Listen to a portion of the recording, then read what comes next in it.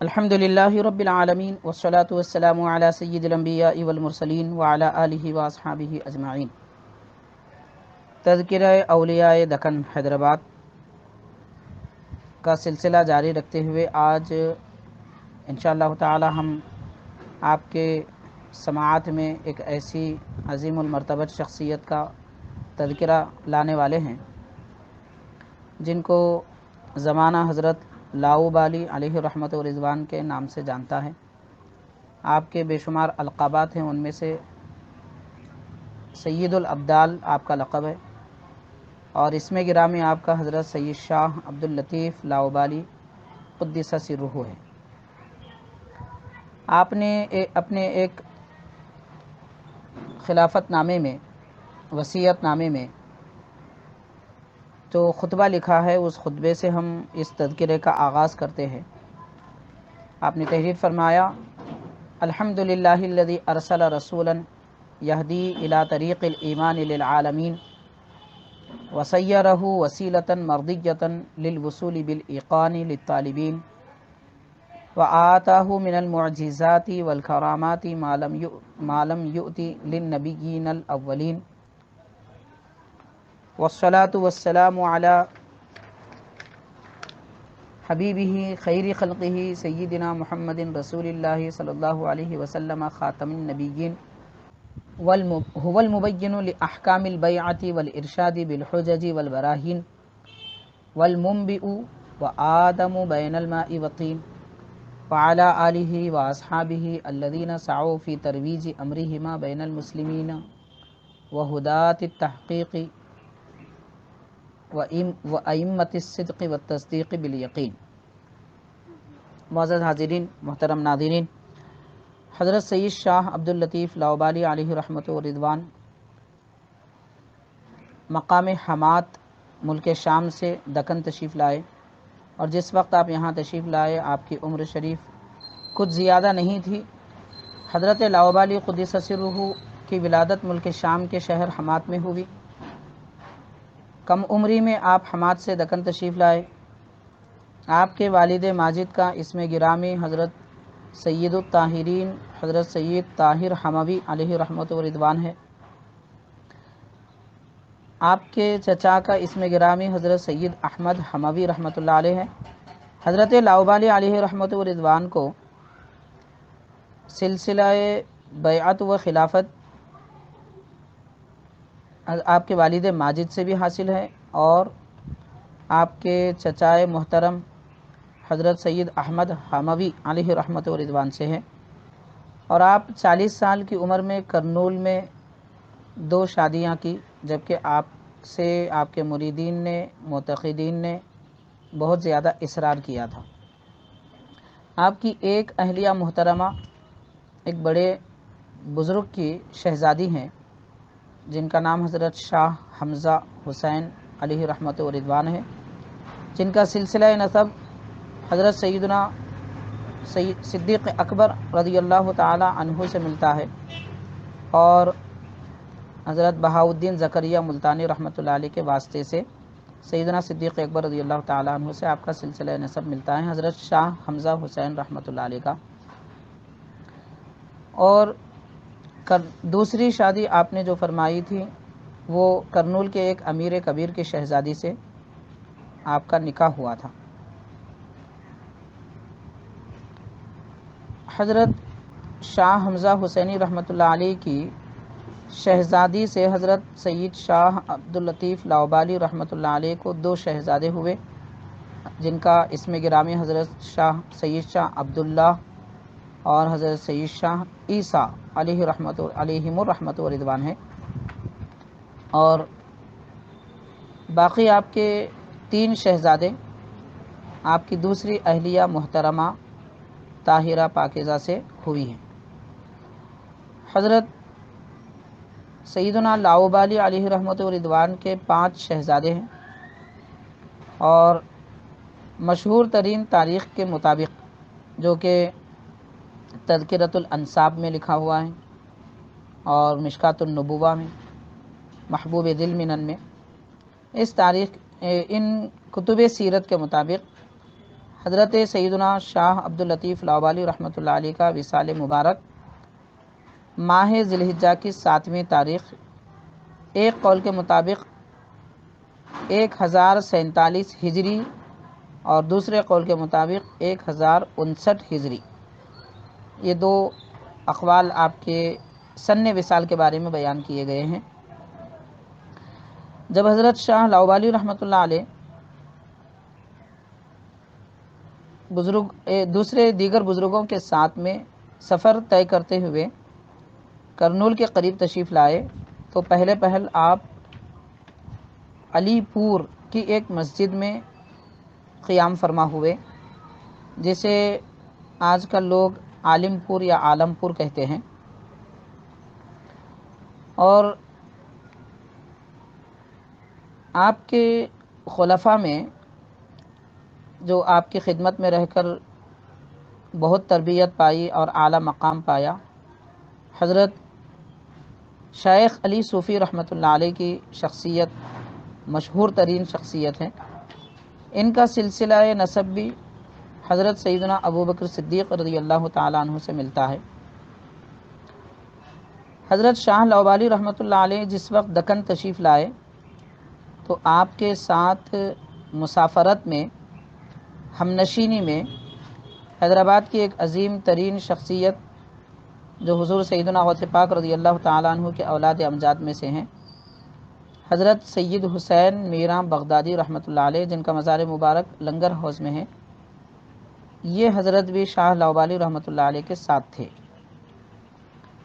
اور چند دن یہ حضرات ایک ہی مقام پر قیام فرما بھی رہے، ایک مسجد میں چند دن رہے۔ پھر اس کے بعد حضرت سیدنا شاہ عبداللطیف لاؤبالی سید الابدال علیہ رحمت و رضوان حیدرآباد سے ہوتے ہوئے کرنول تشریف لائے۔ حضرت سید شاہ عبداللطیف لاؤبالی رحمۃ اللہ علیہ 7 قادریہ بزرگوں میں سے ہیں۔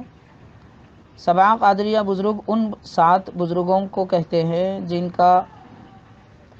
سلسلہ نسب حضرت پیران پیر سیدنا غوث اعظم دستگیر رضی اللہ تعالی عنہ سے ملتا ہے، اور ان تمام حضرات کو سرور عالم رحمت للعالمین سید المرسلین صلی اللہ علیہ وسلم نے ملک دکن کی طرف رشد و ہدایت عام فرمانے کے لیے اور دین اسلام کی تبلیغ و اشاعت کے لیے روانہ فرمایا ہے۔ تو ان حضرات کو 7 قادریہ کہتے ہیں، جن کو سرکار دو عالم صلی اللہ علیہ وسلم نے دکن کی طرف روانہ فرمایا، اور یہ سب کے سب سیدنا غوث پاک رضی اللہ تعالیٰ عنہ کے اولاد امجاد میں سے ہیں۔ حضرت سیدنا سید الابدال سید شاہ عبداللطیف لاؤبالی علیہ رحمت و رضوان کا تعلق اور سلسلہ نسب حضور پیران پیر غوث اعظم دستگیر رضی اللہ تعالی عنہ سے ملتا ہے۔ آپ کا شجرہ نسب اس طرح بیان کیا گیا ہے۔ مشکات النبوہ تذکرہ اولیاء کرام کا گویا کہ ایک عظیم اور بڑا ذخیرہ ہے۔ اس کے مؤلف حضرت سید شاہ غلام علی قادری رحمۃ اللہ علیہ، جو حضرت سید شاہ موسیٰ قادری رحمۃ اللہ علیہ، جو حضرت سیدنا لاؤبالی علیہ رحمت و رضوان کے شہزادوں میں اور آپ کے خاندان میں آتے ہیں، ان حضرات نے حضرت سید شاہ غلام علی قادری رحمۃ اللہ علیہ اپنی کتاب مشکات النبوہ میں یہ بیان فرمایا ہے، شجرہ نسب اس طرح ذکر فرمایا ہے۔ صاحب مشکات النبوہ حضرت سید شاہ غلام علی قادری رحمۃ اللہ علیہ اس طرح ذکر فرماتے ہیں: سید شاہ عبداللطیف لاؤبالی ابن سید شاہ طاہر حموی ابن سید زاہد حموی ابن سید عارف حموی ابن سید ہاشم حموی ابن سید قطب الدین محمد ابن سید شہاب الدین احمد ابن سید بدر الدین حسن ابن سید علاؤ الدین علی ابن سید شمس الدین محمد ابن سید سیف الدین یحییٰ۔ یہ جو بزرگ ہیں حضرت سیف الدین یحییٰ رحمۃ اللہ علیہ،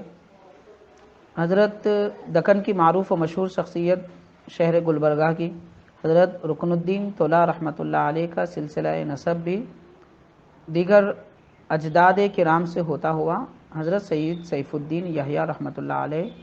سے ملتا ہوا آگے بڑھتا ہے۔ تو اس نام پر حضرت سید الابدال رحمۃ اللہ علیہ اور حضرت رکن الدین طلحہ رحمۃ اللہ علیہ، ان دو حضرات کا سلسلہ نسب ملتا ہے۔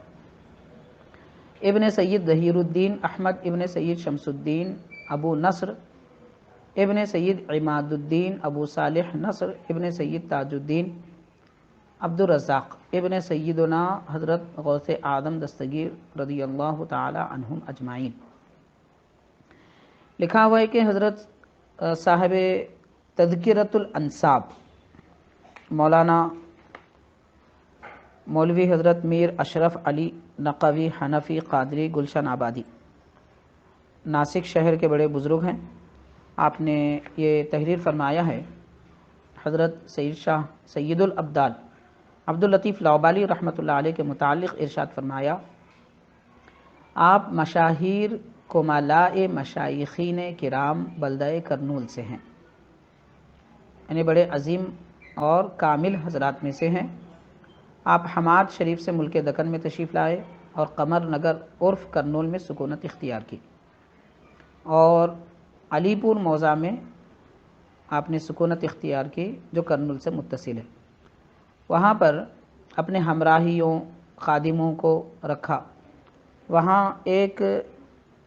دشمن اسلام کافر بادشاہ تھا جس کا نام راجہ گوپال تھا۔ اس کی لڑکی کا انتقال ہو گیا تو حضرت سید الابدال شاہ عبد اللطیف لاؤبالی رحمۃ اللہ علیہ نے بزور کرامت ولایت اس کو زندہ کر دیا۔ راجہ اور اس کے خویش و اقارب سب نے اسلام قبول کیا۔ آپ کے مزاج کے متعلق یہ بزرگ ارشاد فرماتے ہیں کہ آپ کا مزاج پر جلال رہتا تھا، اور یہ پر جلال جہاں پر اولیاء کرام کے جلالی حال اور کیفیت کا ذکر کیا جاتا ہے، اس سے مراد یہ نہیں ہے کہ حضرت بڑے غصے والے ہوتے ہیں اور لوگوں کو ان کے پاس آنے سے تکلیف ہوتی ہے وغیرہ وغیرہ، یہ معنی نہیں ہے، بلکہ جلال سے مراد بزرگی، کمال اور اللہ تبارک و تعالیٰ کے کثرت ذکر کی وجہ سے اسماء الہیہ کا پرتو ان کا سینہ ہوا کرتا ہے، جس کی وجہ سے یہ جو ہیبت ہوتی ہے اس ہیبت کو جلال سے تعبیر کیا جاتا ہے۔ تو چنانچہ لکھا جاتا ہے کہ آپ کا مزاج پر جلال تھا اور آپ کے سینے میں اتنی گرمی تھی کہ ہر روز 7 گھڑے پانی کے 7 گھڑے آپ کے حجرہ عبادت میں رکھے جاتے جس میں پانی بھرا ہوا ہوتا۔ بعض دوسری کتابوں میں 11 گھڑوں کا ذکر ملتا ہے، تو پانی سے پر کر کے ان گھڑوں کو رکھا جاتا اور آپ ذکر و شغل میں مشغول ہو جاتے۔ جب گرمی زیادہ ہو جاتی تو پانی کی طرف جب آپ دیکھتے تو گھڑوں کا سارا پانی خشک ہو جاتا اور سوکھ جاتا تھا۔ بعض دوسرے روایت میں ملتا ہے کہ وہ گھڑے سارے کے سارے پھٹ جاتے، اور آپ کے حضرت سید شاہ لاؤبالی رحمۃ اللہ علیہ کے قدوم سے کرنول اور اس کے اطراف میں اسلام کو خوب رونق ہوئی۔ 7 ذی الحجہ 1047 میں آپ دنیائے فانی سے رحلت فرمائی اور کرنول میں آرام فرما ہیں۔ تذکرۃ الانساب صفحہ 38۔ سامعین، ایک اور کتاب کے حوالے سے ہم حضرت سید الابدال سید شاہ عبد اللطیف لاؤبالی قادری حموی کرنولی علیہ رحمت و رضوان کے تذکرے کے متعلق چند سطور انشاءاللہ تعالیٰ سنانے کی سعادت حاصل کریں گے۔ ضلع کرنول میں ایک چھوٹا سا قصبہ ہے وگرور، جو یمگنور کی قربت میں واقع ہے۔ وہاں کے ایک بزرگ ہیں جو اس علاقے میں حضرت سید شاہ طاہر قادری رحمۃ اللہ علیہ جو ادھونی کے عظیم بزرگ ہیں، ان کے اولاد امجاد رہتے ہیں۔ تو انہی کے اولاد امجاد میں سے ایک بزرگ ہیں ماضی قریب میں جن کا وصال ہوا ہے، حضرت سید طاہر رحمۃ اللہ علیہ۔ انہوں نے مخزن الانساب طاہر نامی ایک کتاب لکھی ہے۔ اس میں حضرت سید الابدال رحمۃ اللہ علیہ کا ذکر اس طرح فرما رہے ہیں، فرماتے ہیں حضرت سید الابدال جناب عالی میراں سیدنا سید شاہ عبد اللطیف لاؤبالی قادری الحموی کرنولی قدس سرہ، آپ حماد شریف سے دکن کی جانب گوپال راجہ کے عہد سلطنت میں کرنول تشریف لائے، اور آپ ایک ہی وقت میں 2 بیویوں سے عقد کیے۔ ایک کا اسم گرامی ہے جمال صاحبہ بھی، اور دوسری اہلیہ محترمہ کا اسم گرامی ہے ولی صاحبہ بھی۔ ان 2 بیویوں سے 5 فرزند ہوئے۔ حضرت کی وفات 9 ذی الحجہ اور ایک روایت سے 7 ذی الحجہ 1047 ہجری منقول ہے۔ حضرت کا مرقد شریف قمر نگر عرف کرنول لال مسجد کے قریب زیارت گاہ خلق ہے۔ آپ کے فرزند حضرت سلطان العلماء سید شاہ عبداللہ ابدال قادری کرنولی قدس سرہ، حضرت افضل التارکین سید شاہ موسیٰ قادری بیجاپوری قدس سرہ، حضرت سلطان الاوتاد سید پیر شاہ محی الدین قادری حیدرآبادی قدس سرہ، حضرت سلطان الاویسیین سید شاہ طاہر ثانی قادری ادھونی، حضرت سید شاہ عیسیٰ قادری کرنولی رحمۃ اللہ علیہم اجمعین۔ بحوالہ مخزن الانساب طاہر صفحہ 250 اور 251۔ حضرت سیدی لاؤبالی علیہ رحمت و رضوان کی سیرت پاک کا کچھ حصہ اور مختصر طور پر دکن اور حیدرآباد کے ایک تذکیر اولیاء کے عظیم مؤلف مولانا عبدالجبار ملکہ پوری رحمۃ اللہ علیہ، جو شیخ الاسلام بانی جامع نظامیہ علیہ رحمت و رضوان کے شاگرد ہیں، آپ نے جن اہم باتوں کی طرف آپ کے سلسلے کی آپ کے تذکرے میں توجہ دلائی ہے،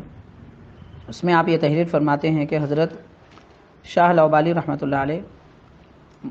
شہر حماد سے عالم جوانی میں دکن میں آئے اور بلدہ کرنول میں فروکش ہوئے، اور آپ کے ہمراہ 50 مرید تھے۔ چونکہ آپ کے پاس درویشوں کی کثرت تھی، اس وجہ سے آپ ایک موضع کو اختیار فرمائے، یعنی ایک قصبے کو اختیار فرمائے، جس کا نام انہوں نے آلپور لکھا ہے، یہ علی پور اصل ہے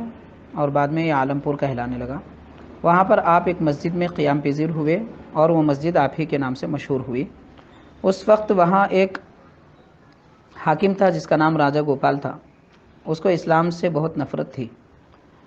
اتفاقاً اسی وقت جب کہ حضرت تشریف لائے تھے، چند دن ہوئے تھے کہ اس کی بیٹی کو سانپ نے کاٹ لیا، اور آپ کے سامنے سے اسے جلانے کے لیے لے جا رہے تھے۔ حضرت نے دیکھ کر فرمایا، مریدین سے یہ پوچھا کہ کس غرض سے اس لڑکی کو لے جایا جا رہا ہے؟ لوگوں نے کہا کہ وہ سانپ کے کاٹنے سے فوت ہوئی ہے۔ تو یہ کلمہ سنتے ہی حضرت شاہ لاؤبالی رحمۃ اللہ علیہ کے دل میں بڑی رقت پیدا ہوئی اور رحمت نے جوش کیا۔ آپ نے فرمایا، اگر راجہ مسلمان ہو جائے تو اس کی لڑکی ابھی زندہ ہو جائے گی، یعنی آپ نے گویا اس کو خوشخبری عطا فرمائی اور اپنے تصرف کا ذکر فرمایا، رب نے جو اختیار دیا ہے اس کا تذکرہ فرمایا۔ تو یہ کیفیت بادشاہ کے پاس پہنچائی گئی۔ تو اس وقت بادشاہ نے یہاں یہ صاحب محبوب دل منن علامہ ملکہ پوری رحمۃ اللہ علیہ یہ تحریر فرما رہے ہیں، البتہ دیگر کتابوں میں اس کی بڑی اور تفصیل ملتی ہے، انشاءاللہ تعالی ہم آگے اس کی وضاحت بھی بیان کریں گے۔ تو یہ لکھ رہے ہیں کہ حضرت کی یہ بات سننے کے بعد بادشاہ فوراً مشرف و اسلام ہو گیا اور حضرت کی خدمت میں آیا۔ حضرت نے لڑکی کی نعش منگوائی اور ایسی توجہ فرمائی کہ لڑکی زندہ ہو گئی۔ آپ کی اس کرامت سے اکثر کفار مسلمان ہوئے۔ پھر حضرت کرنول میں تشریف لائے جہاں زیادہ آبادی تھی، اور رشد و ہدایت فرمانے لگے اور آپ کے ہدایت و ارشاد سے لوگ مستفید ہونے لگے۔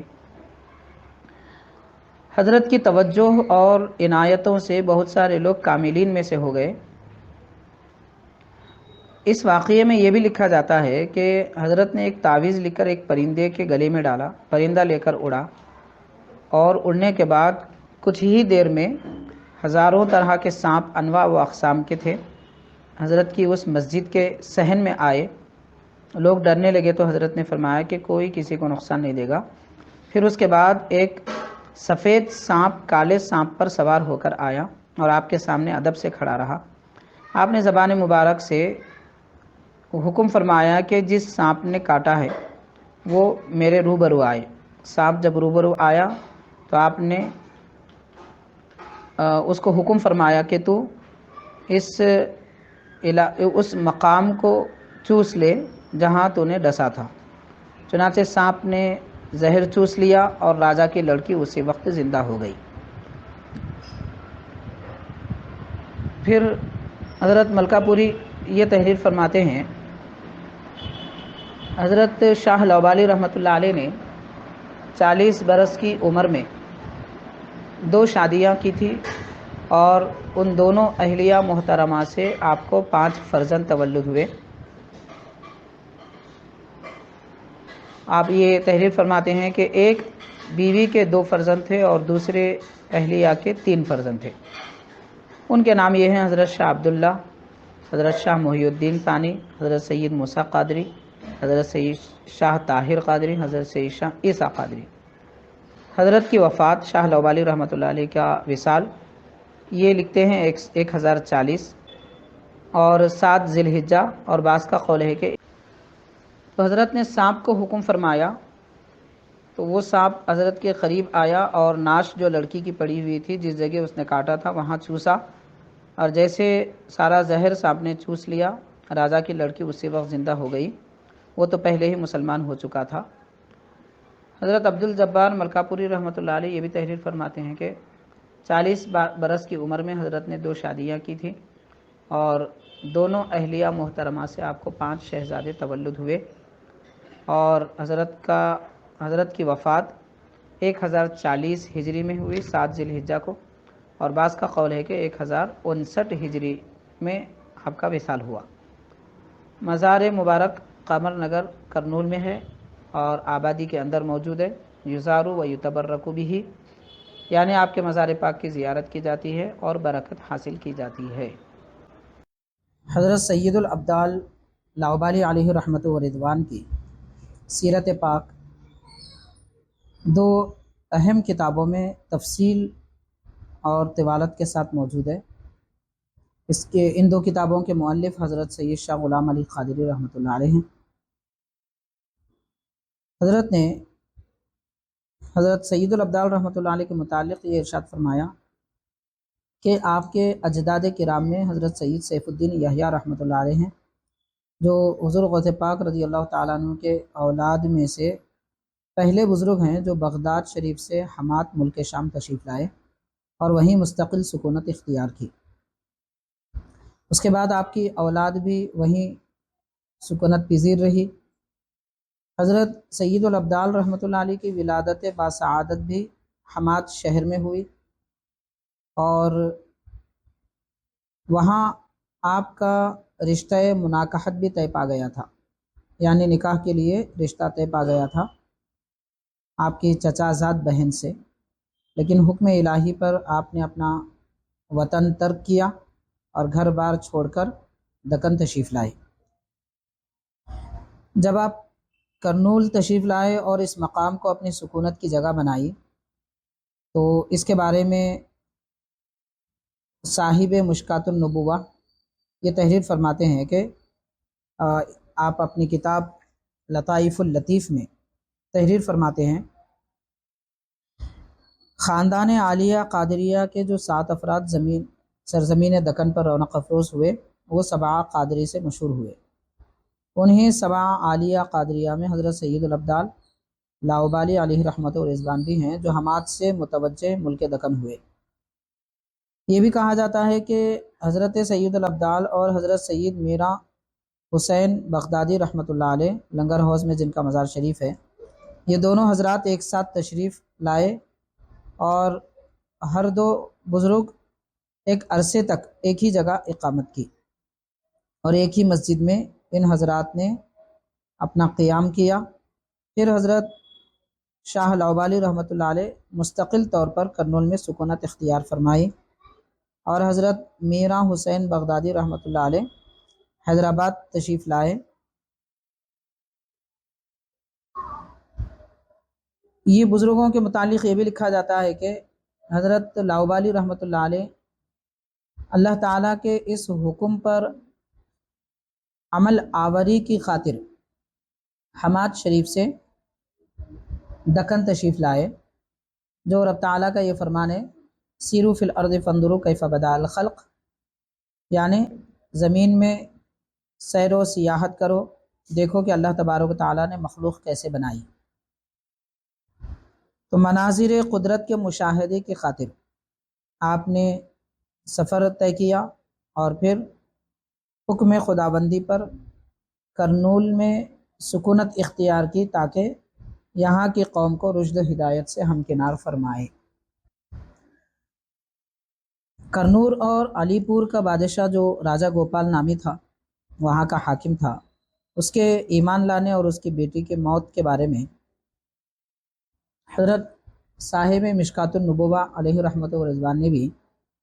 اس واقعے کا ذکر فرمایا ہے، اور اس کے تقریباً 3 طریقے سے آپ نے ذکر فرمایا۔ چنانچہ اس کے بارے میں آپ لکھتے ہیں کہ کرنول یعنی قمر نگر جس کا نام تھا، اس وقت راجہ گوپال کی حکمرانی تھی، فسق و فجور کا ہر طرف دور دورہ تھا، تبلیغ احکام اسلام کا کوئی موقع نہ تھا۔ حضرت سید الابدال رحمۃ اللہ علیہ جب وہاں تشریف لائے تو اسی روز یا دوسرے دن راجہ گوپال کی لڑکی سانپ کاٹنے کی وجہ سے فوت ہو گئی۔ وہاں کے جو غیر مسلم تھے ان کے رواج کے مطابق اہتمام سے اس کا جنازہ لے جایا گیا۔ جب آپ کی نظر اس پر پڑی تو آپ نے یہ فرمایا اینچہ نوع تہنیت است، یعنی یہ کس قسم کی تقریب ہے اور کیا اس کی نوعیت ہے؟ تو حضرت کے فقراء نے عرض کیا کہ حضرت یہ تعزیت ہے، تعزیت کی تزیین کی جا رہی ہے، یعنی موت ہونے پر گانا بجانا وغیرہ اس قسم کے عمل اس میں کیے جا رہے ہیں، یہ یہاں کی ایک رسم ہے۔ کوئی مر جاتا ہے تو اسی طرح اسے جلانے کے لیے لے جایا جاتا ہے، اور یہ جو میت ہے یہ لڑکی ہے، بادشاہ کی بیٹی ہے، سانپ کاٹنے کی وجہ سے فوت ہو گئی ہے۔ یہ سن کر حضرت سید الابدال رحمۃ اللہ علیہ کا بحر کرم جوش میں آیا اور زبان حق ترجمان پر یہ کلمات آئے، راجہ سے دریافت کرو کہ اگر اللہ تبارک و تعالیٰ کی یہ قدرت ہے یخرج الحی من المیت و یخرج المیت من الحی، یعنی وہ مردے سے زندہ کو اور زندے سے مردہ کو پیدا فرماتا ہے، نکالتا ہے، تو اللہ تعالیٰ کی اس شان صفت کا جلوہ اگر ہو جائے اور لڑکی زندہ ہو جائے تو کیا تو مشرف و اسلام ہو جائے گا؟ یہ سن کر خوشخبری سمجھ کر بادشاہ فوراً حضرت کا عقیدت مند ہو گیا اور یہ کہنے لگا ہم غم زدوں کے لیے ایسی نوازش ظہور میں آئے تو زہ نصیب، نہ صرف میں بلکہ میرے تمام لواحقین اور توابعین مشرف و اسلام ہوں گے، اور تا دم زیست ہماری گردن میں اسلام کی غلامی کا پٹا رہے گا۔ دوسری روایت میں آتا ہے کہ راجہ نے پہلے تو انکار کیا، اس پر اس کی بیوی نے کہا کہ کیوں انکار کرتے ہو؟ پہلے تو وہ مردے کا زندہ ہونا ناممکن ہے، جیسا کہ یہ بزرگ کہہ رہے ہیں کہ زندہ ہوگی۔ اگر لڑکی زندہ ہو بھی جائے تو اس سے بہتر ہمارے لیے اور کیا بات ہوگی، اور یہ ثابت ہو جائے گا کہ ان کا مذہب سچا ہے، ہم اس کو قبول کر لیں گے، اور اگر لڑکی زندہ نہ ہوئی تو کہا کہ ان کو سزا دیں گے۔ تو اس طرح کی بھی روایت آئی ہے۔ بادشاہ نے راجہ نے رضامندی کا اظہار کیا، پھر حضرت لاؤبالی رحمۃ اللہ علیہ کے سامنے اس لڑکی کی نعش لائی گئی، اور آپ نے بس ایک فیض نظر سے اس لڑکی کو زندہ کر دیا۔ یہاں ایک اہم بات ہمیں یاد رکھنی چاہیے کہ تقریباً اولیاء اللہ بزرگان دین کی سیرت میں اور ان کی زندگی میں مردوں کو زندہ کرنے کے متعلق بہت ساری تفصیلات ملتی ہیں۔ یہ دراصل اللہ تبارک و تعالیٰ کی صفت حی کا اظہار ہے، اور یہ واقعات پہلے زمانے میں ہو چکے ہیں۔ ہونے کے بعد میں جو واقعات کا واقع ہونا ثابت ہو چکا ہے اور قطعی روایات سے ثابت ہے، متعدد کتابوں سے ثابت ہے، تو جب یہ واقعات ہو چکے ہیں تو ہونے کے بعد اس پر کوئی گفتگو اور بحث کرنا لا حاصل اور لا یعنی گفتگو ہے۔ ہاں یہ بات ضرور ہے کہ اللہ تبارک و تعالیٰ کی قدرت ہے اور خالق کائنات اپنی صفت حی کا کسی کو مظہر بنا دے اور ان کے دم سے کسی کو زندگی مل جائے تو یہ کوئی قابل تعجب بات ہے نہ قابل انکار ہے، چونکہ سورہ بقرہ میں اللہ تبارک و تعالیٰ نے ذکر فرما دیا ہے بنی اسرائیل کی ایک قوم کے ایک شخص نے اپنے چچا کو قتل کر دیا تھا، اور کون قاتل ہے یہ پتہ نہیں چل رہا تھا۔ اس کے پتہ چلانے کے لیے حضرت موسیٰ علیہ السلام نے ایک گائے ذبح کرنے کا حکم فرمایا، گائے کا تعین کیا گیا۔ قرآن مجید میں تقریباً 4 آیات میں اس کا ذکر ہے، اور تعین کے مطابق جب گائے لائی گئی، ذبح کر دیا گیا، تو رب تعالیٰ نے حکم فرمایا کہ اس کی ہڈی نکال کر انتقال شدہ آدمی کے سینے پر یا اس کے جسم پر رکھ دیا جائے یا مار دیا جائے تو وہ زندہ ہوا۔ باضابطہ مفسرین کرام روایت کی روشنی میں بیان فرماتے ہیں وہ زندہ ہوا اور اپنے قاتل کا نام بتا دیا۔ اس سے یہ معلوم ہوتا ہے کہ دنیا میں جب ضرورت ہوتی ہے تو اللہ تعالیٰ کسی کو موت کے بعد بھی زندگی دیتا ہے۔ ایسے ہی بزرگان دین، اولیاء اللہ، صالحین اور صلحاء سے اس قسم کے واقعات پیش آئے ہیں۔ انہی واقعات میں سے ایک حضرت سید شاہ عبداللطیف لاؤبالی رحمۃ اللہ علیہ کا بھی واقعہ ہے۔ یہ اتنا عظیم واقعہ ہے کہ اس کی وجہ سے بادشاہ وقت اپنے تمام رعایا کے ساتھ میں، تابعین کے ساتھ میں، اپنے ساتھ اتباع کرنے والے متبعین کے ساتھ میں وہ ایمان لایا تھا، تو ایک بڑی قوم کے ایمان کا سبب بنا۔ انبیاء کرام کے معجزات اور اولیاء اللہ کی کرامتیں اسی لیے ہوتی ہیں کہ اس سے اشاعت اسلام ہوتا ہے، دین پھیلتا ہے۔ چنانچہ یہ بھی روایت آئی ہے کہ جب میت سامنے لائی گئی تو حضرت نے ایک کاغذ کا ٹکڑا لے کر اس پہ کچھ نقش لکھا اور پرندے کی گردن میں باندھ دیا۔ پرندہ یہ نقش لے کر اڑا اور تھوڑی دیر میں نظر سے غائب ہو گیا۔ کچھ دیر کے بعد مختلف شکلوں کے سانپ نمودار ہو گئے، یہاں تک کہ مسجد کا تمام صحن بھر گیا۔ لوگوں میں ایک دہشت پھیل گئی، پریشانی لاحق ہوئی، تو حضرت شاہ لاؤبالی رحمۃ اللہ علیہ نے انہیں اطمینان دلایا کہ اس طرح خوف زدہ اور پریشان ہونے کی ضرورت نہیں ہے، کہ ان کو کوئی مضرت اور کوئی نقصان کا اندیشہ نہیں۔ پھر آخر میں ایک سفید رنگ کا سانپ کالے رنگ کے سانپ پر سوار ہو کر آیا اور سیاہ رنگ کی پیٹھ پر اتر کر، سیاہ رنگ کے سانپ سے اتر کر آپ کے سامنے باادب اپنے دم کے بل کھڑا ہوا اور زمین کو بوسہ دیا۔ پھر حضرت نے اس کی زبان میں اس کو حکم فرمایا کہ سانپ کے ڈسنے سے لڑکی فوت ہوئی ہے، اس سانپ کو حاضر کیا جائے۔ اس سفید سانپ نے دوسرے سانپ کو حکم دیا اور تھوڑی ہی دیر میں وہ سانپ پریشان حاضر کیا گیا اور اس جگہ سے زہر چوس لیا جہاں اس نے کاٹا تھا، اور راجا کی لڑکی اللہ تعالیٰ کے حکم سے، حضرت کے تصرف سے زندہ ہو گئی۔ حضرت سید الابدال شاہ لاؤبالی رحمۃ اللہ علیہ کے کرنول تشریف لانے کے بعد یہ آپ کی پہلی کرامت تھی، جس کرامت کی برکت سے ایک بڑی قوم دین اسلام سے مشرف ہوئی، اور وہاں کے حاکم کو جو اسلام سے نفرت تھی وہ نفرت محبت سے بدل گئی۔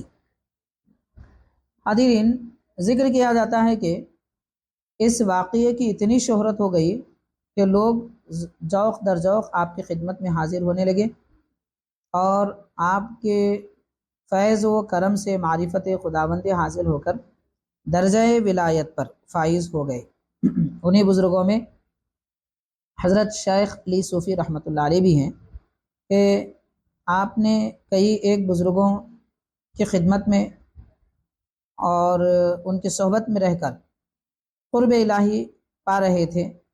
لیکن ان کا ظرف جتنا اعلیٰ تھا، وسیع تھا، اس ظرف کے مطابق ان کو نعمتیں نہیں مل رہی تھیں۔ تو ان کو خواب میں بتا دیا گیا کہ کوئی بزرگ تشریف لائے ہیں۔ حضرت شیخ علی صوفی رحمۃ اللہ علیہ حضرت لاؤبالی رحمۃ اللہ علیہ کی خدمت میں حاضر ہوئے اور وہ سب کرم اور نعمتیں حاصل فرمائی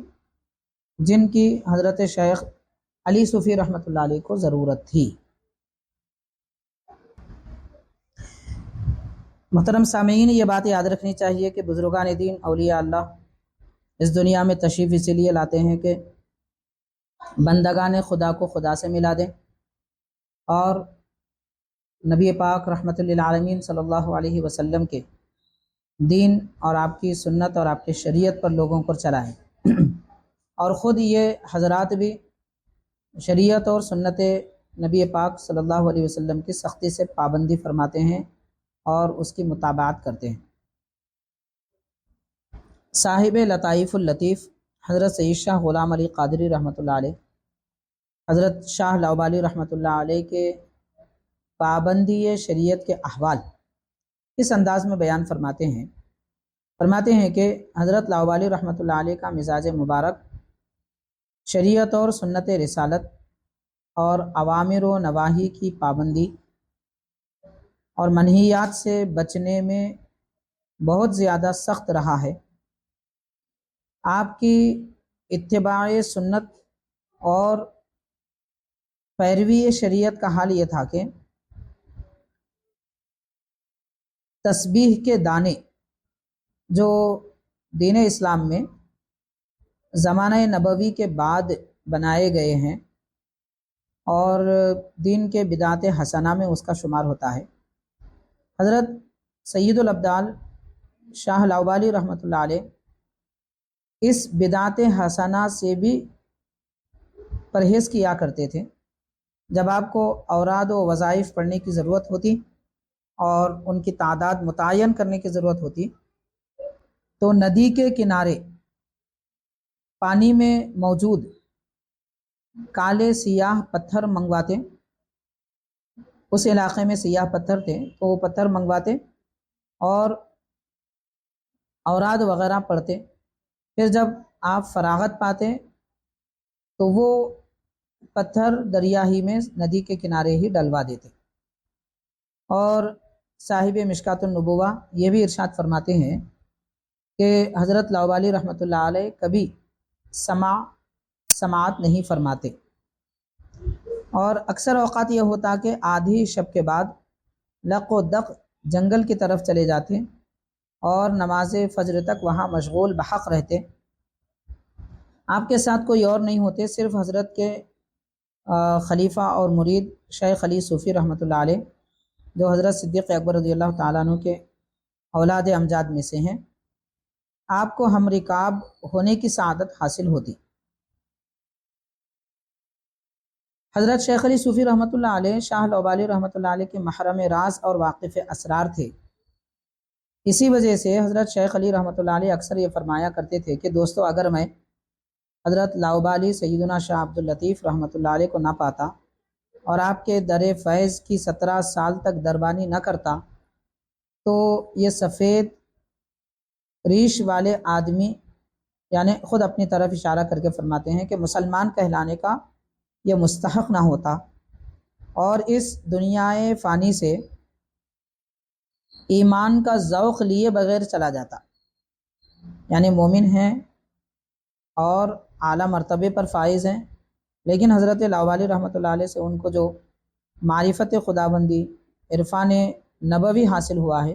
اس کا ذکر آپ ان کلمات میں ارشاد فرما رہے ہیں کہ ذوق ایمان لیے بغیر وہ دنیا سے چلا جاتا اگر حضرت لاؤبالی رحمۃ اللہ علیہ کی صحبت ان کو نہ ملتی۔ اور یہ بھی فرماتے کہ آپ کی ذات گرامی کی طفیل سے مجھے ایمان حقیقی کی دولت سرفراز ہوئی ہے۔ حاضرین، یہ سب تحریر فرما کر حضرت سید شاہ غلام علی قادری رحمۃ اللہ علیہ لطائف اللطیف میں یہ تحریر فرماتے ہیں کہ یہ ہیچ مندہ آسی عرض کرتا ہے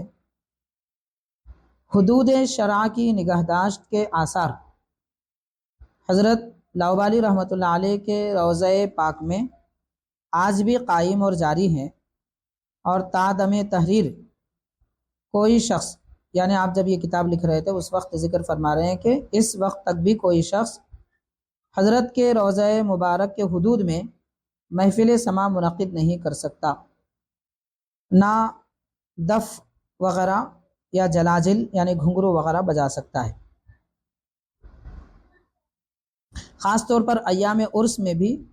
منہیات یعنی منع کی ہوئی چیزیں، شریعت نے جس کو منع کیا ہے وہ روا نہیں رکھے جاتے۔ اگر کوئی ناواقف آدمی لا علمی میں اگر دف بجائے یا کوئی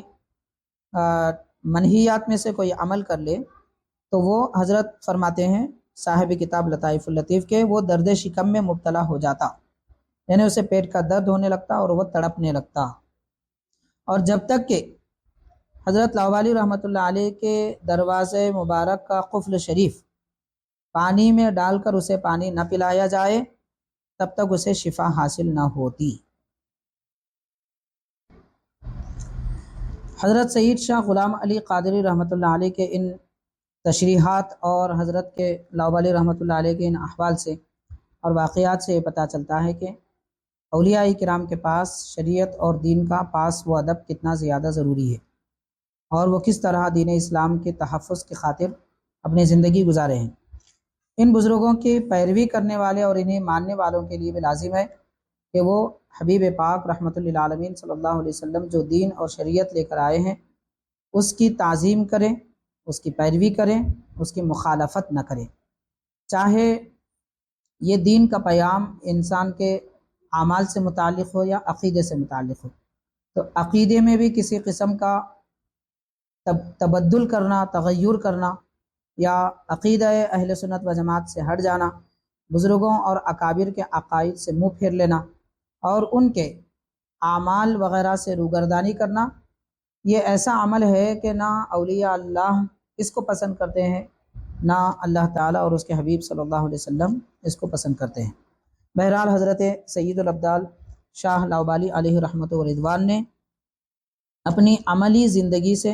اپنے مریدین، متقدین اور محبین اور اولیاء اللہ کے چاہنے والوں کو یہ تعلیم عطا فرمائی کہ وہ دین اسلام اور شریعت مطہرہ کی پیروی کیا کریں، اور کتنی احتیاط کی بات اور اجتناب کی بات ہے، تقوی کی انتہا کی بات ہے کہ دین اسلام میں جو امور بدعت حسنہ ہیں جن کو استعمال کیا جا سکتا ہے، جو کام کیے جا سکتے ہیں، اس سے بھی حضرت لاؤبالی رحمۃ اللہ علیہ پرہیز کیا کرتے تھے۔ یعنی آپ کو سنت نبوی سے اتنی محبت تھی کہ بدعت حسنہ کو بھی آپ نے کبھی اختیار نہیں فرمایا۔ اور نہ صرف یہ بلکہ زیب و زینت اور زیادہ فضول خرچی یا پھر ضرورت سے زیادہ خرچ اور آرائش وغیرہ، ان سب چیزوں کو بھی حضرت لاؤبالی رحمۃ اللہ علیہ پسند نہیں فرماتے تھے۔ چنانچہ حضرت سید غلام علی قادری علیہ رحمۃ الرضوان جو حضرت سید موسیٰ قادری رحمۃ اللہ علیہ کے شہزادے ہیں، آپ نے یہ بھی ارشاد فرمایا کہ ایک دفعہ ایک بزرگ زادے نے حضرت کے عرس شریف کے موقع پر اپنے مصارف کا ذمہ لے کر بہت کچھ کھانا پکوایا اور بہت زیادہ آرائش کی، حد سے زیادہ روشنی کی، اور ارباب نشاط کو بھی طلب کیا۔ خادم درگاہ جن کا نام شیخ میرا تھا، ان کی عمر غالباً 90 سال تھی، انہوں نے ان سے یہ کہا تھا کہ آپ یہ عمل کبھی نہ کریں اور روضہ مبارک کے حدود میں رقص و سرور یا سماع وغیرہ نہ کریں، معمولی سی محفل منعقد کریں، کیونکہ اس طرح کی آرائش و زیبائش حضرت سید الابدال رحمۃ اللہ علیہ کی ناراضگی کا سبب ہو سکتی ہے۔ اس طرح کہہ کر انہوں نے منع کیا تھا، مگر وہ بزرگ زادے نہیں مانے تھے، چنانچہ ان کو بھی جگر میں درد پیدا ہوا اور ان کا برداشت کرنا، تحمل کرنا دشوار ہو گیا۔ بالآخر ان کو بھی حضرت کے قفل کا پانی جب دھو کر پلایا گیا تو صرف پینے سے آب حیات کی طرح وہ تاثیر آئی کہ ان کا درد اسی وقت ختم ہو گیا۔ تو حاضرین کرام، حضرت سید شاہ لاؤبالی علیہ رحمت و رضوان آج بھی اس طرح کے عمل کو ناپسند فرماتے ہیں، اور جو شریعت مطہرہ کے خلاف کام ہوتے ہیں ان کو ہرگز پسند نہیں فرماتے۔ حضرت سید الابدال سید شاہ عبداللطیف لاؤبالی علیہ رحمت و رضوان، آپ کا مقام و مرتبہ باطنی طور پر اتنا بلند ہے کہ آپ حقائق اشیاء کو دیکھ لیتے تھے، اور آپ کا وجود دیگر اشیاء میں جاری و ساری ہو گیا تھا۔ اس کی کیفیت اس انداز میں بیان کی گئی ہے کہ حضرت سید شاہ لاؤبالی علیہ رحمت و رضوان کے قریب اگر کوئی آدمی لکڑی یا پتھر سے کسی جانور یا پرندے کو مارتا تو اس کا اثر بعینہ ہی جہاں جسم کے حصے پر حیوان اور جانور کو مارا تھا، حضرت لاؤبالی رحمۃ اللہ علیہ کے جسم مبارک پر وہ اثر نمودار ہو جاتا، اور کبھی مار کی علامت خود مارنے والے کے پشت پر بھی ہو جاتی۔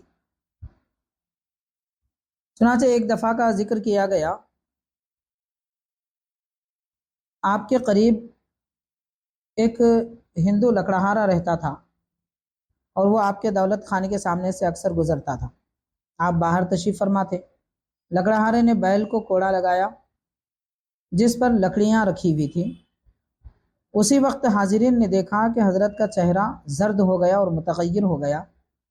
پوچھنے پر آپ نے اپنے کاندھے سے چادر مبارک ہٹائی۔ لوگوں نے دیکھا کہ کوڑے کے نشان آپ کے کاندھے مبارک پر، جسم مبارک پر ہیں، پشت پر نمایاں ہوئے ہیں۔ سب لوگ یہ دیکھ کر شرم سے پسینہ پسینہ ہو گئے۔ کتنا اعلیٰ مقام تھا جس کو اس طرح حضرت غلام علی قادری رحمۃ اللہ علیہ نے تعبیر فرمایا ہے کہ التوحید اسقاط الاضافات، یعنی توحید میں آدمی مستغرق ہو جاتا ہے تو جو اضافی چیزیں ہوتی ہیں وہ ساقط ہو جاتی ہیں۔ اور گویا کہ آپ اس درجے میں تھے کہ معنی حقیقت اس کلمے کی معنی حقیقت آپ بیان کر رہے تھے۔ گویا کہ جو بیان کیا گیا، بزرگان دین یہ دعائیں کرتے تھے، اللہم ارینا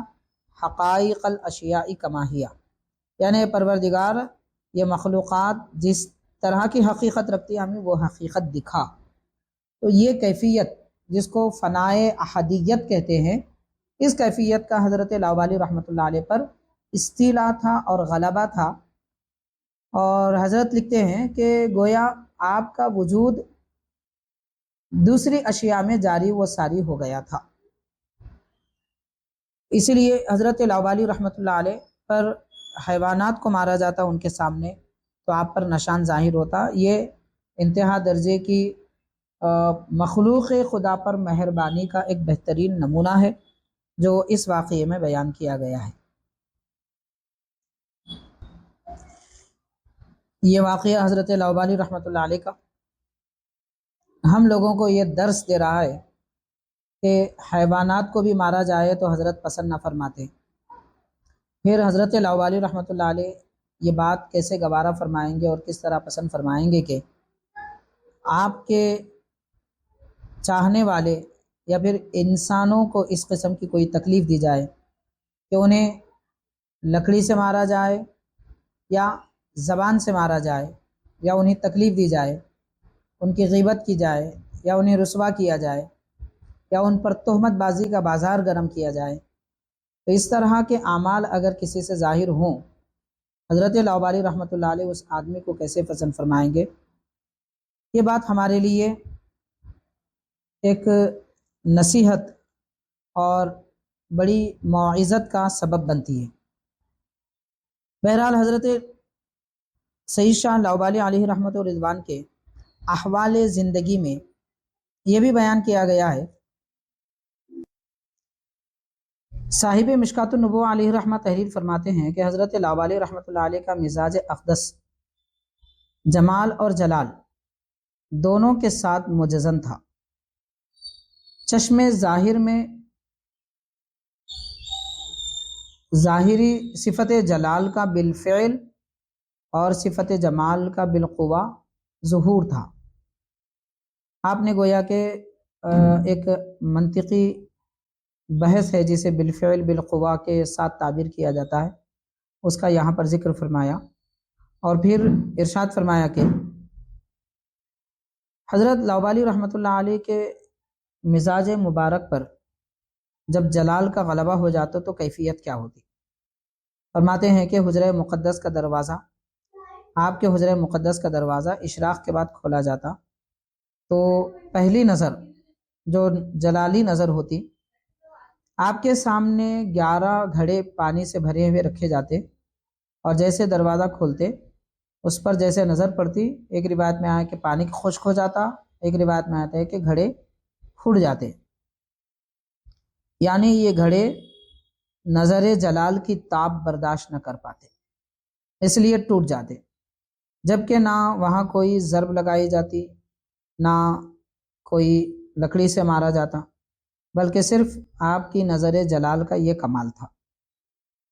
اور یہ بھی ذکر کیا جاتا ہے کہ ایک مرتبہ جو خادم گھڑے رکھا کرتے تھے ان سے چوک ہو گئی اور انہوں نے 11 کی جگہ 10 گھڑے رکھے، جب نظر ان پر پڑی یہ خادم پر تو وہ بھی آپ کے جلال کو برداشت نہ کرے اور اس کے نظر مبارک کا نشانہ بن گئے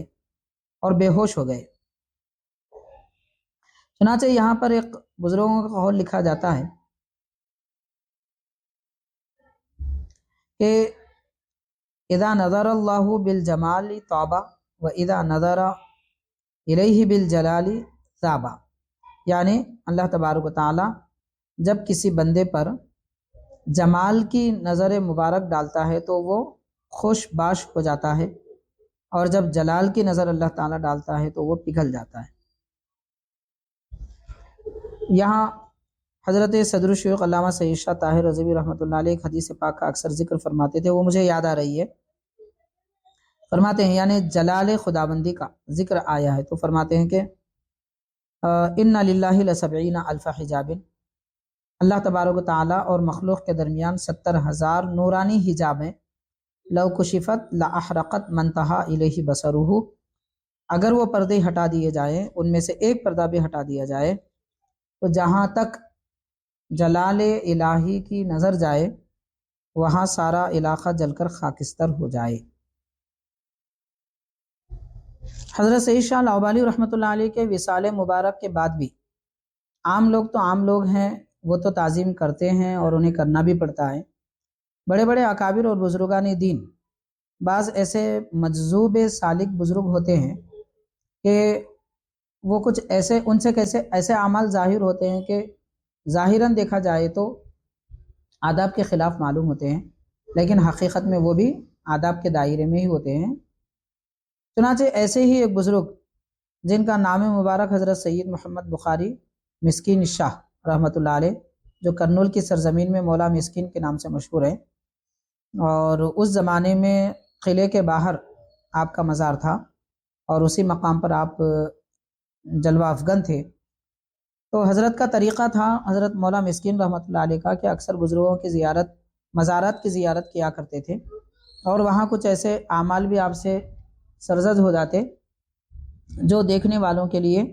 خلاف آداب نظر آتے، لیکن در حقیقت وہ آداب ہی تھے، وہ بزرگوں کے اعمال ہیں، ان پر کوئی اعتراض نہیں کیا جا سکتا۔ چنانچہ حضرت سید شاہ غلام علی قادری رحمۃ اللہ علیہ فرماتے ہیں متاخرین میں ایک بزرگ گزرے ہیں جو مجذوب سالک تھے، ان کا نام سید محمد بخاری اور مسکین شاہ ان کی عرفیت تھی، ان کی حالت جذب سب پر عیاں تھی، کرنول کے اکثر و بیشتر لوگ ان کے معتقد اور مرید تھے، مذہب ملامتیہ کے مطابق ان سے حرکات سرزد ہوتی تھی، بزرگوں کے روزے پر جاتے اور ان کے مزارات سے بے اعتدالی سے پیش آتے جو باطن میں عین ادب ہوتی، جیسا کہ کہا گیا طرق العشق کلھا آداب،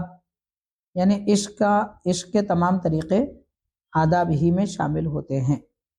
یہ ان لوگوں کے لیے ہے واقعتاً جو عشق کے درجے میں ہیں۔ اب جن کو عشق کا آئین نہیں معلوم ہے وہ اس قسم کے دعوے نہیں کر سکتے۔ بہرحال اللہ تعالیٰ لوگوں کے حال اور ان کے دل کی کیفیات سے واقف ہے، وہ بہتر جانتا ہے۔ تو کبھی حضرت لاؤبالی رحمۃ اللہ علیہ کے مزار مبارک پر حاضر ہوتے، وہاں پر مولا مسکین رحمۃ اللہ علیہ کبھی ایسا عمل آپ سے سرزد نہیں ہوا مزار پاک کے پاس کہ جو بے اعتدالی میں شمار کیا جائے یا آداب کے خلاف سمجھا جائے یا حدود کے خلاف سمجھا جائے۔ اور اس کے بعد حضرت سید محمد بخاری مولا مسکین رحمۃ اللہ علیہ یہ فرمایا کرتے کہ میاں یہاں شمشیر جلال برہنہ ہے۔ اس کے بعد پھر اپنا ہاتھ اپنی ناک پر رکھ کر کہتے کہ یہاں حد سے بڑھو گے تو کان اور ناک کٹ جائے گی۔ حضرت لاؤبالی رحمۃ اللہ علیہ کی شان و عظمت بزرگان دین اولیاء کرام کس طریقے سے بیان فرما رہے ہیں، یہ بات اس دور کے لوگوں کو سمجھنے کی ضرورت ہے کہ آپ کا مرتبہ، آپ کی شان، آپ کا مقام اور آپ کی علمی و روحانی عرفانی شان و عظمت کیا ہے کہ وقت کے مجاذیب بھی آپ کی اس طرح تعظیم کیا کرتے۔ حضرت لاؤبالی رحمۃ اللہ علیہ اس درجہ شان و عظمت رکھتے ہیں اور ایسا مقام رکھتے ہیں،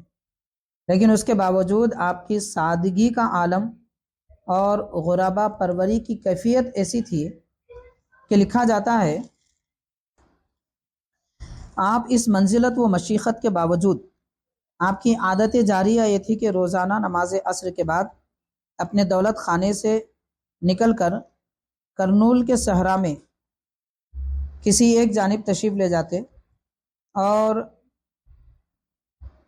کبھی کسی راستے کے کنارے پر سر راہ کسی جگہ بیٹھ جاتے، وہاں سے لوگوں کی آمد و رفت کو ملاحظہ فرماتے۔ اگر کوئی بوڑھا آدمی بار اٹھائے ہوئے جنگل کی طرف سے آتا ہوا نظر آتا تو آپ اس کے لکڑیوں کا گٹھا اٹھا لیتے اور اپنے سر پر رکھ لیتے۔ اس مقام سے یعنی آبادی سے دور سے لے کر آبادی قریب آنے تک اس کا بوجھ اپنے سر یا اپنی پشت پر اٹھا کر تیزی کے ساتھ لاتے اور پھر اس کے حوالے فرما دے کر پھر واپس ہو جاتے اور پھر جا کر منتظر رہتے کہ کسی اور کی مدد فرمائیں۔ اس طرح ایک دن میں 3 یا 4 آدمیوں کا لگاتار آپ بار ہلکا کر دیتے اور اس کی بوجھ اٹھانے میں مدد فرماتے۔ پھر نماز مغرب مسجد کی طرف تشریف لا کر باجماعت ادا فرماتے۔ آپ کا یہ عمل مبارک کئی سال تک جاری رہا اور آپ کی حیات طیبہ تک کسی کو اس کی خبر نہ ہوئی کہ یہ کون ہیں جو ہمارا بوجھ اٹھاتے ہیں۔ وصال مبارک کے بعد لوگوں کو پتہ چلا کہ یہ حضرت لاؤبالی رحمۃ اللہ علیہ ہیں، یعنی جن لوگوں کا بوجھ آپ اٹھایا کرتے تھے وہ جانتے اور پہچانتے نہیں تھے۔ وصال مبارک کے بعد جب پتہ چلا کہ یہ تو وہی بزرگ ہیں جو ہمارا بوجھ اٹھایا کرتے تھے۔ حاضرین کرام، آپ کا یہ عمل مبارک حضرت لاؤبالی رحمۃ اللہ علیہ کا اس دور کے لوگوں کو درس اور سبق دے رہا ہے کہ اپنے آپ کو بڑے بادشاہ عظیم اور شاہکار سمجھ کر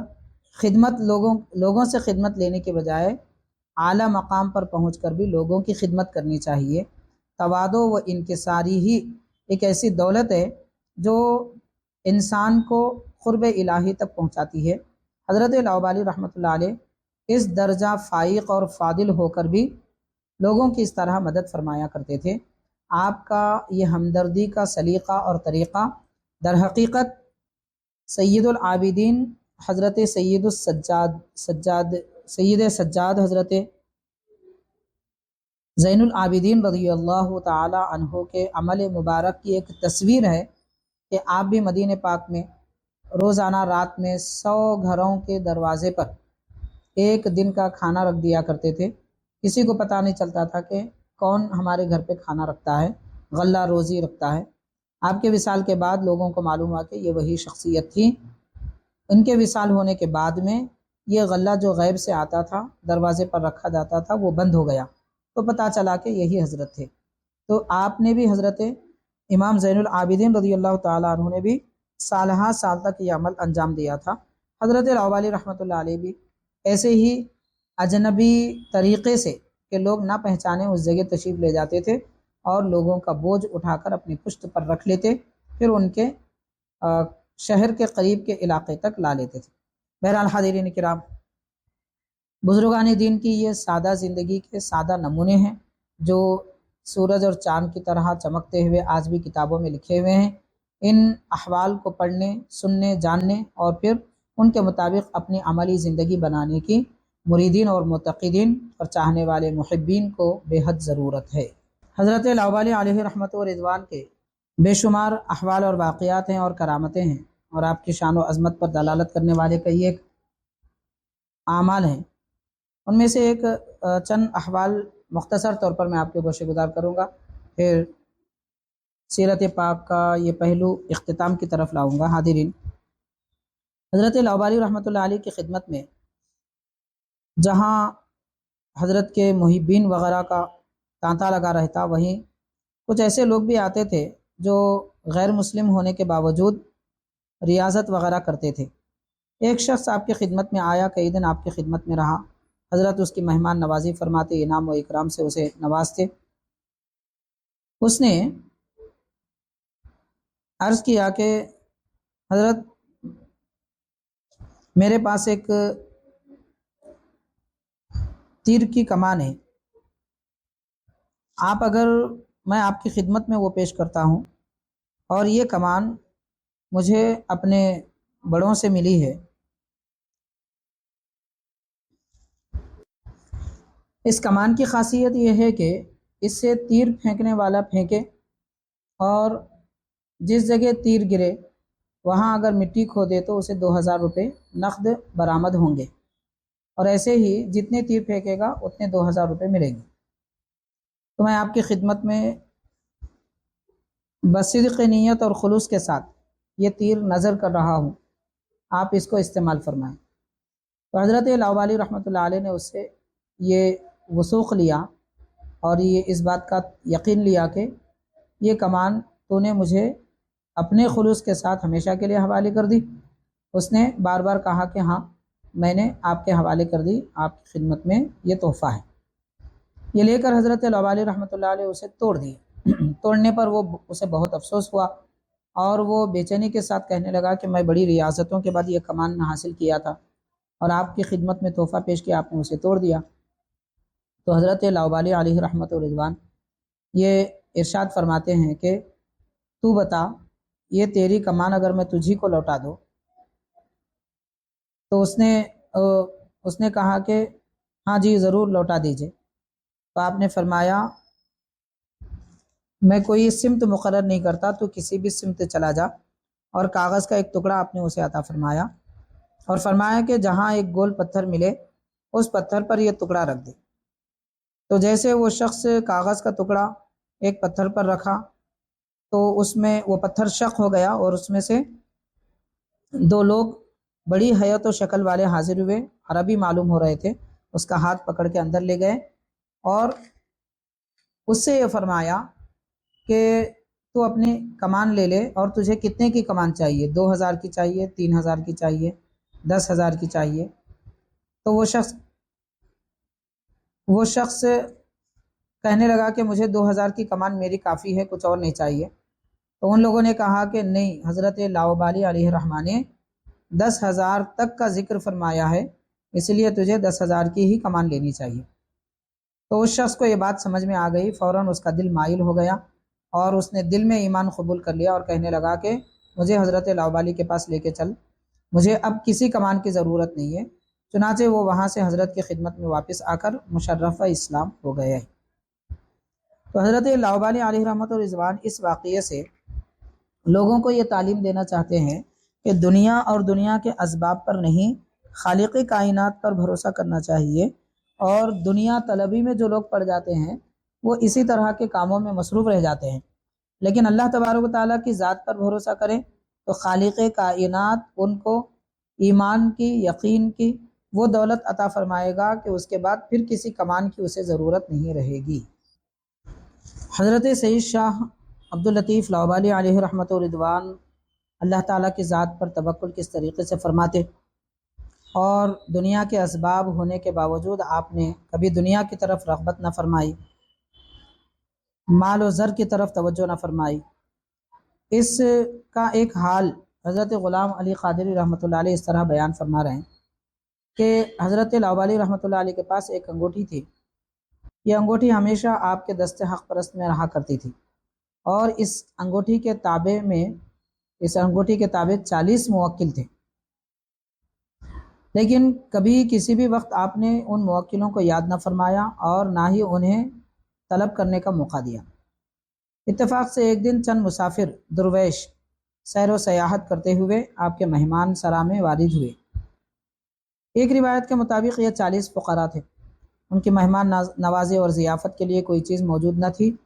آپ کے دل میں یہ بات آئی کہ اتنی مدت سے یہ انگوٹھی میرے ہاتھ میں ہے اور اس کے موکل تابع ہیں، انہیں طلب کر کے کسی چیز کی زحمت اب تک نہیں دی گئی. آج ان سے کچھ کام لینا چاہیے. چونکہ مہمان ہیں، مہمانوں کے لیے آپ کام لینا چاہتے تھے، اپنی ذات کے لیے آپ نے ان سے کبھی مدد نہیں مانگی. چنانچہ آپ نے ان اعوان کو طلب فرمایا جو موکل اس انگوٹھی کے تابع میں مقرر تھے. وہ فوراً حاضر خدمت ہوئے اور کرنے لگے کہ آپ نے آج ہمیں یاد فرمایا ہے اتنی مدت کے بعد. تو حضرت نے فرمایا کہ چند فقراء مسافر ہیں اور میرے مہمان آئے ہوئے ہیں، ان کے لیے کوئی حلال طریقے سے حلال چیز اگر لائی جائے تو مہمان نوازی کی جائے. تو وہ وہاں سے فوراً منتقل ہو گئے اور یہ کہا کہ آج ہماری سرفرازی کا وقت آیا ہے، انشاءاللہ بہت جلد مہمان نوازی کے لوازم لے کر حاضر ہوں گے. حضرت سے اجازت لے کر وہ چلے گئے. کچھ ہی دیر میں کھانے سے بھرے ہوئے کچھ طبق لے کر حاضر ہوئے. ان میں ہرن کے گوشت کے سموسے تھے، اور عرض کیا کہ حضرت چونکہ آپ نے حلال طریقہ سے حلال غذا کا حکم فرمایا تھا مہمان نوازی کے لیے، اس لیے ہم ایک بادشاہ کے دروازے پر گئے جو ایک اقلیم کا بادشاہ تھا. اس کا یہ معمول تھا کہ ہر وقت ہرن کے گوشت کے 40 خوان سموسوں سے تیار رکھتا تھا. ہم اس کے پاس گئے اور فقیروں کی صورت بنا کر اس کے سامنے ٹھہرے تو وہ سمجھ گیا کہ ہمیں کچھ کھانے پینے کی ضرورت ہے. اس نے 40 طبق یہ ہرن کے سموسوں کے ہم کو عطا فرمایا. یعنی ہم فقیری کی حالت میں وجہ حلال ہونے کی خاطر اس وجہ سے اجازت لے کر بادشاہ کے اپنے ارادے سے ہم کو یہ چیز عطا ہوئی ہے، لہذا لے کر آئے ہیں.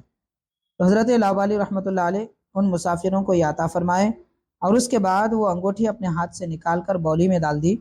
اور فرمایا کہ یہ چیزیں فقیر کے لیے خدا سے غفلت کا ذریعہ بنتی ہیں. درویش پر لازم ہے کہ خدا کے سوا کسی اور سے سروکار نہ رکھے اور بجز خدا کسی اور پر بھروسہ مناسب نہیں. وَمَن يَتَوَكَّلْ عَلَى اللَّهِ فَهُوَ حَسْبُهُ، جو اللہ تعالیٰ پر بھروسہ کرتا ہے اللہ تعالیٰ ہی اس کے لیے کافی ہو جاتا ہے. حضرت کے اس حال اور مقام سے بھی یہ پتہ چلتا ہے کہ بندہ ہر حال میں اللہ تعالیٰ پر بھروسہ کرے، دنیا اور دنیا کے اسباب اور دنیا کے لوگوں پر بھروسہ نہ کرے. دنیا طلبی کی خاطر لوگوں کو اذیت نہ دے، تکلیف نہ پہنچائے اور ان کا حق نہ مارے، اور کسی بھی ہیلا گری کے ساتھ میں ان کا مال نہ چھین لے. یہ تمام امور سے پرہیز کر کے اللہ تعالیٰ پر بھروسہ کرنا چاہیے. حضرت کے کرامات تو بے شمار ہیں، مگر اولیاء کرام کی ایک شان یہ ہوتی ہے کہ وہ کرامتوں سے پرہیز کرتے ہیں اور بے ضرورت بلا وجہ کرامتوں کا اظہار نہیں فرماتے. اگر آپ کے مریدین وغیرہ میں کوئی کرامت کا اظہار فرمائیں تو بسا اوقات وہ ناراض بھی ہو جاتے ہیں. چنانچہ حضرت سید الابدال علیہ رحمت و رضوان کے احوال میں یہ لکھا ہوا ہے کہ رمضان المبارک میں جب کہ آپ علی پور میں تھے، ایک اپنے خادم کو افطاری لانے کے لیے روانہ فرمایا تھا. چونکہ آپ کے ایک صاحبزادے کا یہ پہلا روزہ تھا اور ماہ رمضان المبارک کی 15ویں تاریخ تھی. چنانچہ جب وہ خادم کرنول آئے وہاں سے اور شیرینی وغیرہ خریدی افطاری کے لیے، کسی دھوپ وغیرہ کی وجہ سے یا روزے کی حالت میں وہ ایک مقام پر لیٹ گئے اور سو گئے. افطار کا وقت قریب آ چکا تھا، نماز عصر کا وقت ہو چکا تھا. وہاں سے حضرت لاؤبالی رحمۃ اللہ علیہ کے مکان اور مسجد تک پہنچنا مشکل تھا، اس لیے وہ پریشان ہوئے، اور کرنول میں اس وقت حضرت شیخ علی صوفی رحمۃ اللہ علیہ، جو حضرت لاوالی رحمۃ اللہ علیہ کے مرید ہیں، خلیفہ ہیں، ان کے پاس یہ خادم آئے اور کہنے لگے کہ حضرت نے مجھے افطاری کے لیے بھیجا تھا، افطار کے لیے شیرینی لینے کے لیے بھیجا تھا، اور میں اتنا وقت ہو چکا کہ میں روزے سے تھک کر لیٹ گیا، اب وہاں پہنچنے کی کوئی اور صورت نہیں ہے۔ تو حضرت شیخ علی رحمۃ اللہ علیہ نے وہ قریب میں جو ندی بہہ رہی تھی، وہ ندی کے پاس آپ ان کو لے گئے اور اس میں 3 غوطے دیے اور فرمایا کہ آنکھ نہیں کھولنا، اور جب میں کہوں تب کھولنا۔ چنانچہ 3 غوطے دینے کے بعد آپ نے فرمایا کہ اب آنکھ کھولو۔ جیسے وہ آنکھ کھولے تو علی پور مقام پہ موجود تھے حضرت لاوالی رحمۃ اللہ علیہ، جہاں جلوہ افروز تھے، وہاں پر وہ پہنچ گئے۔ حضرت لاوالی رحمۃ اللہ علیہ کی خدمت میں جب یہ مٹھائی لائی گئی تو آپ نے فرمایا کہ اس مٹھائی سے کشف و کرامات کی بو آ رہی ہے، اب یہ کھانے کے قابل نہیں ہے۔ اور بعض روایتوں میں آتا ہے کہ آپ حضرت شیخ علی صوفی رحمۃ اللہ علیہ سے ناراض ہو گئے، پھر محل مبارک نے جب گزارشیں کی، سفارشیں کی، تو آپ نے انہیں معاف فرمایا۔ تو بہرحال حضرت سید شاہ عبداللطیف لاوالی رحمۃ اللہ علیہ مقام و مرتبہ، شان و عظمت رکھنے کے باوجود اظہار کرامت کو پسند نہیں فرماتے تھے۔ آپ سے جو کرامتیں ظاہر ہوئی ان سے چونکہ یقینی طور پر فوائد مضمر تھے، اس وجہ سے آپ نے کرامتوں کا اظہار فرمایا۔ یہ حضرت کی سادگی تھی کہ ولایت کے اعلیٰ مقام پر فائز ہو کر بھی آپ کرامات سے پرہیز کیا کرتے تھے اور کرامتوں کو پسند نہیں فرماتے تھے، اظہار کرامت کو پسند نہیں فرماتے تھے۔ اب آخر میں حضرت لاوالی رحمۃ اللہ علیہ نے جو چند وصیتیں فرمائی ہیں، ان وصیتوں کا ہم ذکر کریں گے اور اس کا مختصر سا ترجمہ بھی آپ کے خدمت میں پیش کریں گے۔ حضرت سید الابدال لاوالی رحمۃ اللہ علیہ کی وصیتیں زرین حروف سے تحریر کیے جانے کے قابل ہیں، عربی زبان میں ہیں۔ اس میں آپ یہ ارشاد فرماتے ہیں کہ ہادہ وصیۃ شریفۃ منی ونصیحۃ لطیفۃ عنی فاعلم یا بنی اوصیک اولا بتقوی اللہ وخشیۃ فی جمیع الاوقات والایام۔ یعنی آپ فرما رہے ہیں کہ یہ میری طرف سے ایک عمدہ وصیت ہے اور نازک نصیحت ہے۔ اے میرے پیارے بچے، میں تجھے وصیت کرتا ہوں کہ ہر حال میں اللہ تعالیٰ سے ڈرو اور اس کی خشیت اختیار کرو، اور اللہ تعالیٰ کا حق، رسول پاک صلی اللہ علیہ وسلم کا حق، اور تمام بزرگان دین کا اور تمام مخلوق کا، اپنے والدین کا حق اپنے اوپر فرض اور لازم سمجھ لو۔ پھر آپ نے فرمایا یا بنی اترک الدنیا فإن فی طلبها اذهاب دینک، اے پیارے بچے دنیا چھوڑ دو، کیونکہ دنیا طلب کرنے میں دین چلا جاتا ہے۔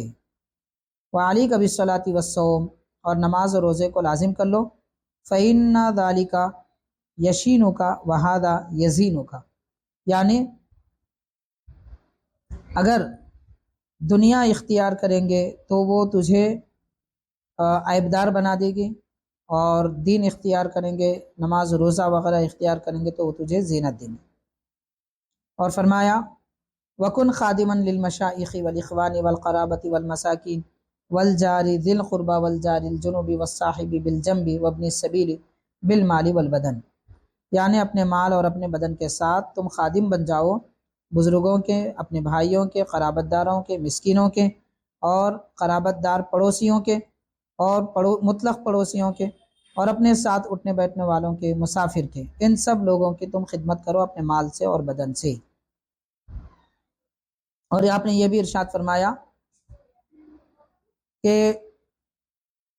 لوگوں پر کسی قسم کا اعتراض مت کرو مگر اسی وقت کرو جب کہ وہ اہل سنت و جماعت کے خلاف ہو، یعنی فرمایا وحفظ قلوبہم و بصیرتہم ولا تنکر علیہم شیئا الا ما خاف الجماعت و طریق اہل السنن، یعنی اہل سنت و جماعت کے طریقے اور ان کے عقیدے کے خلاف جب جائے تو ان کو تم نصیحت کرو۔ اس نصیحت سے حضرت لاوالی رحمۃ اللہ علیہ فرمانا چاہتے ہیں کہ اپنے اکابر اور بزرگوں کا عقیدہ تم تھامے رکھو، اس میں کسی قسم کی کوئی غفلت نہ برتو، اور کوئی اپنے بزرگوں کے عقیدے سے، عقائد اہل سنت سے ہٹ جائے تو پھر تم ان کو سمجھاؤ اور نصیحت کرو۔ اور آپ یہ بھی فرماتے ہیں وقنع من الدنیا بیسیر وارض من البلاء والفاقۃ والتعسیر، یعنی دنیا میں کچھ تھوڑا بھی مل جائے تو اسی پر قناعت کرو، اور آزمائش وغیرہ مشکل جو اللہ تعالیٰ کی طرف سے ہمیں ملتی ہے اس سے راضی ہو جاؤ۔ وَقُلِ الْحَلَالَ، اور حلال کھاؤ، کیوں؟ اس لیے کہ فَإِنَّهُ مفتاح الخیر والبرکۃ الکثیرہ، کیونکہ حلال روزی، حلال لقمہ خیرات اور بہتری، دل کی، جسم کی، روح کی بہتریوں کی چابی ہے، اور اس میں بہت بڑی برکت ہے۔ اور آپ خاص طور پر ایک بزرگ حضرت امام غزالی رحمۃ اللہ علیہ کی کتابیں پڑھنے اور اس پر عمل کرنے کی نصیحت فرماتے ہیں، اور ارشاد فرماتے ہیں کہ جتنے حضرات بزرگ گزرے ہیں ان میں سے کسی کو حقیر نہ سمجھ، ولا تستحقر احدا منہم، ان میں سے کسی ایک کو بھی حقیر نہ سمجھ، خاصتاً من قرأ کتب الغزالی ومن لہو فی کتبہ قراءۃ، یعنی فرمایا کہ جو امام غزالی رحمۃ اللہ علیہ کی کتابیں پڑھے ہیں، یعنی ان پر عمل کرتے ہیں، اور ان کی کتابوں میں جن کو پڑھنے کا کوئی حصہ حاصل ہے، تو تم فَالْزَمْهُ فِي كُلِّ يَوْمٍ أَوْ يَوْمٍ بَعْدَ يَوْمٍ، تو تم ایسے لوگوں کے ساتھ میں مذاکرہ کیا کرو ان کی کتابوں کا، ہر دن یا کم از کم ایک دن بعد ایک دن،